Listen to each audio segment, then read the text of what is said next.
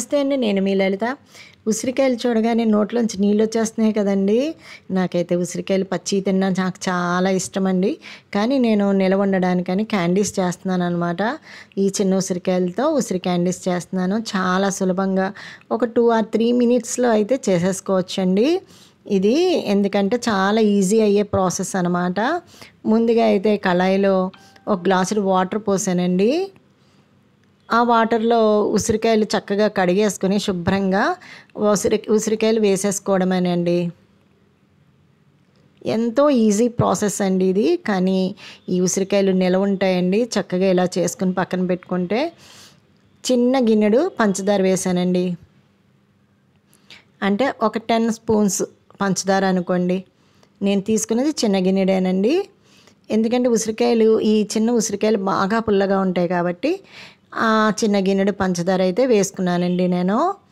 ఎందుకంటే ఈ క్యాండీస్ పుల్ల పుల్లగా తీయగా ఉంటే చాలా టేస్ట్గా ఉంటాయండి. పంచదార, ఉసిరికాయలు, వాటర్ చూడండి 3 కలిపి ఎంత బాగా బాయిల్ అయిపోతున్నాయో. ఇలా బాయిల్ అయ్యే కొలది కూడా ఉసిరికాయ కలర్ అయితే మారిపోతుందండి. మంచి తేనె కలర్ కింద వస్తుందండి. చాలా బాగుంటుంది కలర్ అయితే. చూడండి ఎంత బాగా మారుతుందో. ఈ వాటర్ పూర్తయ్యే లోపల ఇంకా చక్కగా మంచి కలర్ వచ్చేస్తుందండి. చాలా ఈజీగా చేసుకోవచ్చు. మనకి ఎన్ని రోజులైనా ఈ ఉసిరికాయలు నిలవ ఉంటాయండి ఇలా చేసుకున్నవి. చూడండి వాటర్ అయితే పూర్తిగా అయిపోయింది. ఇలా కూడా దించేసుకొని మనం రోజు ఒక టీ స్పూనుడు తినొచ్చండి. కానీ నేను క్యాండీస్ కింద ఉంచుకోవాలని చెప్పి ఈ పూర్తిగా డ్రై అయ్యే వరకు కూడా ఇట్లాగా గరిటెతో కలుపుతున్నానండి. లేదంటే అడుగంటిపోతుంది. ఈ వాటరు, ఈ పంచదార ఉసిరికాయకి మంచి కలర్ వచ్చింది చూసారండి. ఇట్లా అయితే వస్తుందండి. కలుపుతూ ఉండాలి, లేదంటే మాడిపోతుందండి. అంతేనండి, చాలా సింపుల్. దీన్ని ఒక ప్లేట్లోకి తీసేసుకుంటాను. ఎందుకంటే ఉసిరికాయలు ఆరబెట్టుకోవాలన్నమాట అండి. చూడండి ఇలా అయితే నేను ప్లేట్లోకి తీసేసుకున్నాను.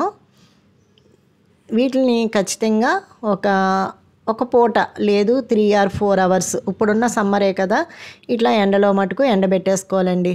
చూడండి నేనైతే ఒక పూట ఎండలో పెట్టాను.